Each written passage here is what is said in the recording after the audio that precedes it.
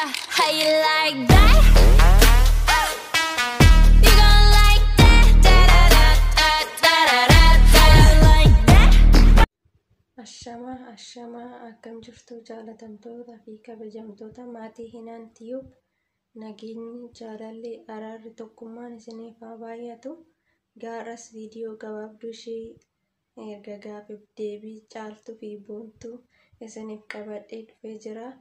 Viidiyoo koo hamma dhumaatti akka daawwattan akkasumas yaada qabdan koomentii jalatti iddoo dogongora kootii akkanaaf barreessitan hawwii kootii isiniin jedha. Turtii gaarii. Caaltuu akkamii jirta? Boontuu nagaa keetii hiriyaa koo? Boontuu naguma kooti caaltuu koo? Ati akkamii? Caaltuu anis naguma. Kan nagaa nuu kenneef uumaa keenya galanni haa ta'u. Caaltuu hiriyaa koo boontuu gaafii tokko si gaafachuun barbaada. Eeyyamamtuudha?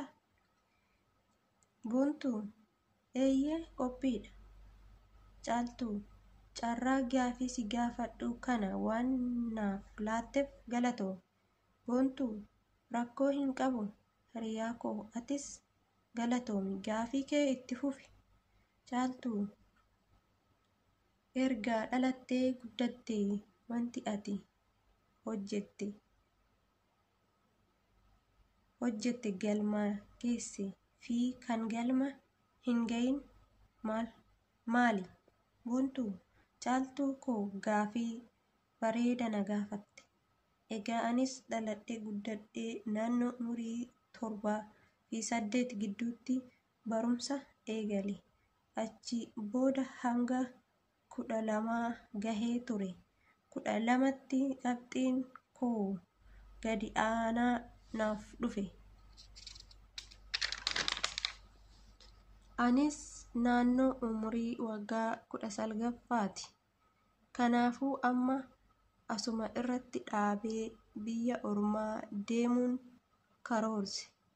Sababni isaa waggaa 12 guutuu natti ifaajanii dabtara, qalama, uffata waan narraa eegamu hundumaa naaf guutanii na barsiisaa turaniif maatii koo gargaaruuf, ofiifis of gargaaruuf.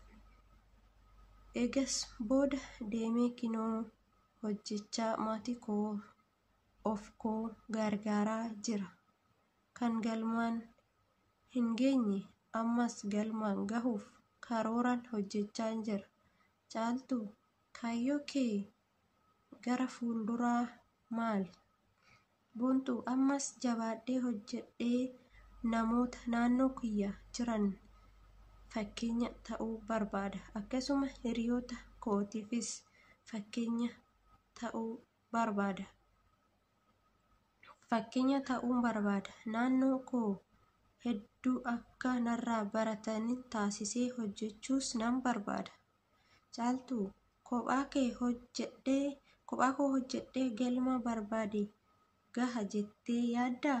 Boontuu kophaa koo galma hin gaha jedhee hin yaadu. Garuu jalqabbii kophaa koo jalqaba. Yookiin namoonni hiriyoonni koo na laalanii jalqabuu danda'u ta'a. Na laalanii ofitti amanamummaa godhachuu danda'u ta'a. Kanaafuu jirbiin wal gargaartee arba hiiti jedhama mitiiree. Hiriyoota koo kan akka koo kaayyoo qaban waliin gareedhaan yookaan tokko ta'anii hojjennee iddoo kaayyoo keenya geenya jedhee abdiin qaba. Caaltuu ati kaayyoo kee yookiin galma kee barbaaddu san gahuuf eenyudhaan dorgomtaa? Boontuu nama yoo hin